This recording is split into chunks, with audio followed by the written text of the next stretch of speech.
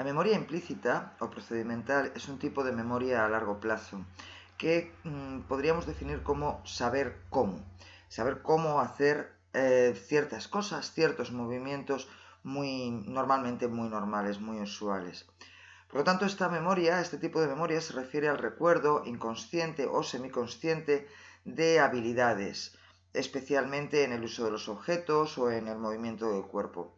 Algunos ejemplos de estas habilidades podrían ser atarse el cordón de los zapatos, tocar la guitarra o montar en bici. Estas habilidades se adquieren habitualmente a través de la repetición y de la práctica y se componen de comportamientos sensoromotores automáticos que tenemos grabados tan profundamente que ya no somos conscientes de ellos.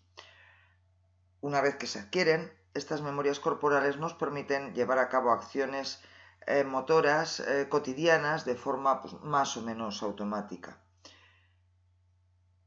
A este tipo de memoria a largo plazo se le denomina memoria implícita porque las habilidades aprendidas previamente contribuyen al desempeño de las actuales sin que nos demos cuenta explícita y conscientemente.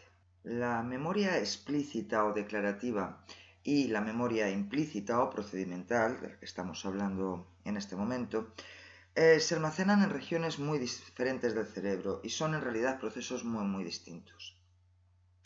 Los recuerdos declarativos se codifican en el hipocampo y otras zonas del lóbulo temporal medio, aunque luego se almacenan en distintas zonas del córtex, especialmente en el córtex temporal, pero no solo.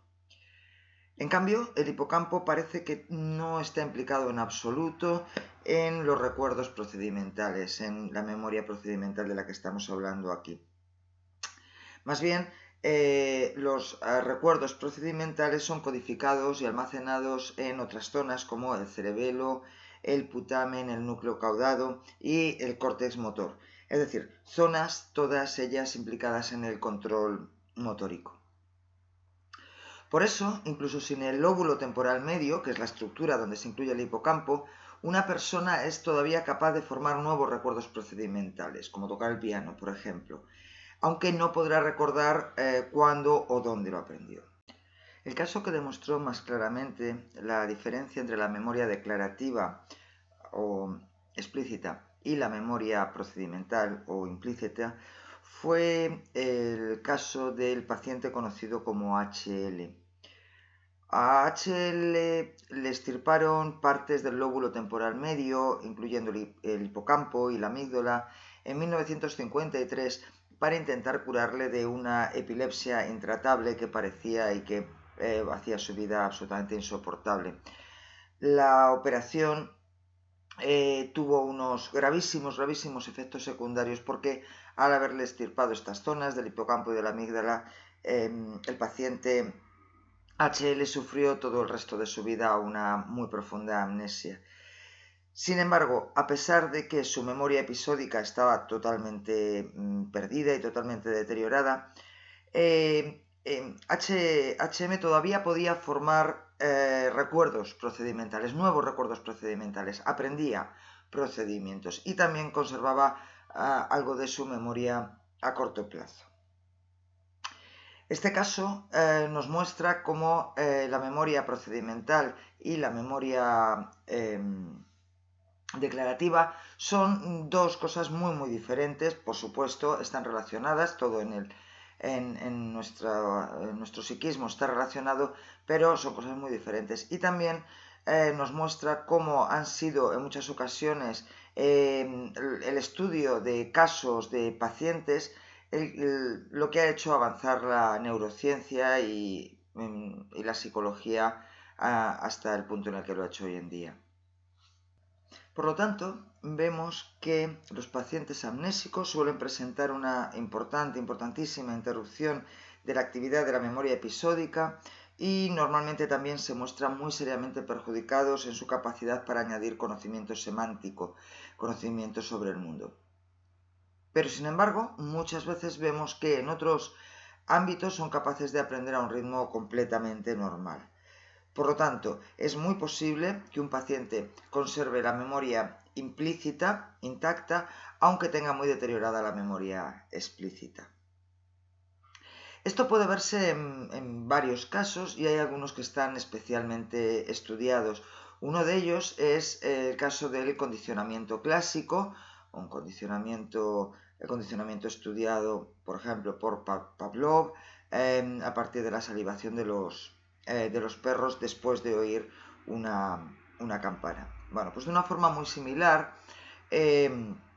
se somete a los sujetos a un sonido y posteriormente, inmediatamente después de ese sonido, reciben un pequeño soplo de aire en los ojos que les hace pestañear.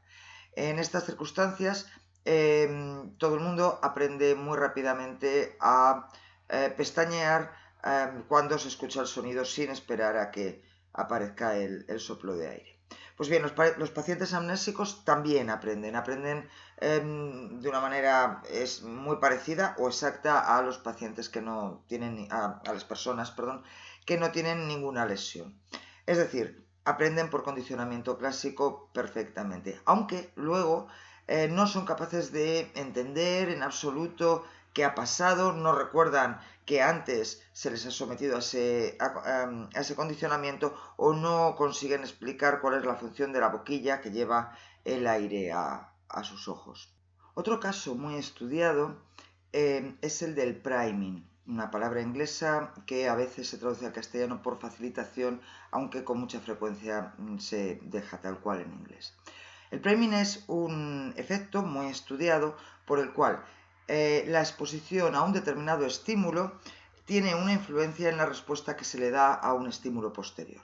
Un ejemplo, si una persona lee una lista de palabras y en esa lista aparece la palabra concierto, por ejemplo, si más adelante, si un rato después, se le pregunta por palabras que empiecen por con, va a recordar, va a pronunciar concierto con mucha más probabilidad que otras, como contacto o como conflicto.